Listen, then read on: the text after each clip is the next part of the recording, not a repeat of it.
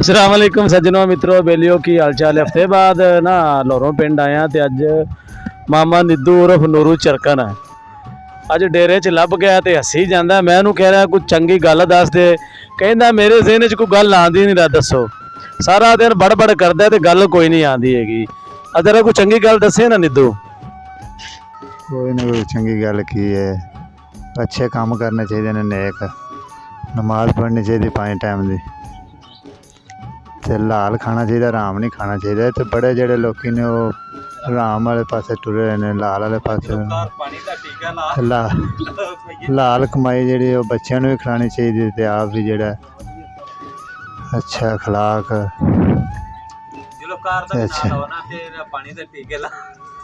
लो जी। हासे हासे विच ना निद्धू साहब ने गल बड़ी वधिया की कि औलाद नूं रिज़के हलाल खवाना चाहिए, तो अच्छा इखलाक रखना चाहिए, तो नेक काम करने चाहिए ने।